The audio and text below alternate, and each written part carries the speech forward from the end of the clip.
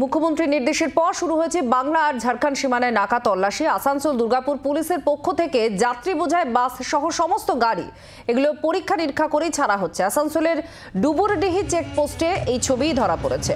পাশাপাশি কাল ঝাড়খণ্ডের নির্বাচনের ফল ঘোষণাও আছে, আর সেই জন্য ঝাড়খণ্ড সীমানাতেও নাকা তল্লাশি চলছে।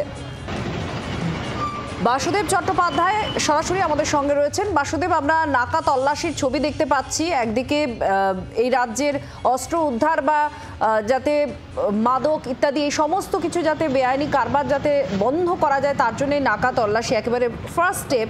তো সেক্ষেত্রে কি ধরনের ছবি, কি পদক্ষেপ, কি বন্দোবস্ত?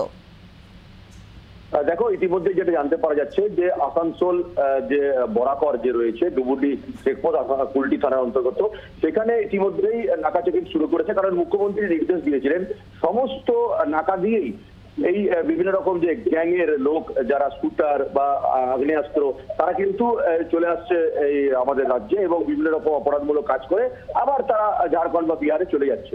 তাই সেই এলাকাগুলোতে যেন নাকা, প্রত্যেকটা নাকা, শুধু যে রাজ্যের নাকা বর্ডারগুলো তা নয়, জেলার বর্ডারেও কিন্তু নাকা করতে হবে। ইতিমধ্যে দেখা যাচ্ছে যে ঝাড়খণ্ডের যে ডুবুরডি চেকপোস্ট রয়েছে 19 নম্বর জাতীয় সড়কের উপরে, সেখানে নাকা তল্লাশি শুরু করেছে আসানসোল দুর্গাপুর পুলিশ কমিশনারের পক্ষ থেকে। এবং তারা যাত্রীবাহী বাস থেকে শুরু করে 4 চাকার গাড়ি, মোটরসাইকেল, সমস্ত কিছু যে গাড়িগুলি অন্য রাজ্য থেকে আমাদের রাজ্যে আসছে বা যাচ্ছে সবাইকেই কিন্তু চেক করা হচ্ছে এবং চেক করে তারপরে তাদেরকে ছাড়া হচ্ছে।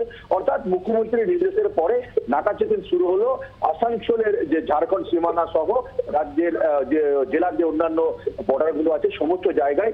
পাশাপাশি ঝাড়খণ্ডে যে বিধানসভা নির্বাচন হলো তারও ফলাফল ঘোষণা আছে আগামীকাল। সেই জন্য এইটা একটা গুরুত্বপূর্ণ। তাই ঝাড়খণ্ড সীমানা যে রয়েছে সেখানেও কিন্তু ইতিমধ্যেই নাকা শুরু হয়েছে। অর্থাৎ একদিকে ঝাড়খণ্ড নাকা ছবি আমরা দেখতে পাচ্ছি আপাতত। ধন্যবাদ বাসুদেব। এবার আপনাদের শোনাবো মুখ্যমন্ত্রী গতকাল এই নাকা চেকিং নিয়ে কি বলেছিলেন, শুনুন। আমাদের বর্ডার কান্ট্রিগুলোতে একটু টালমাটাল চলছে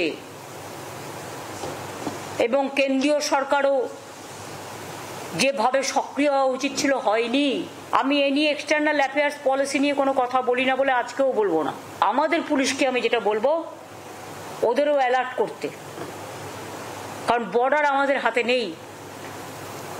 বর্ডার কিন্তু সেন্ট্রাল গভর্নমেন্টের আন্ডারে।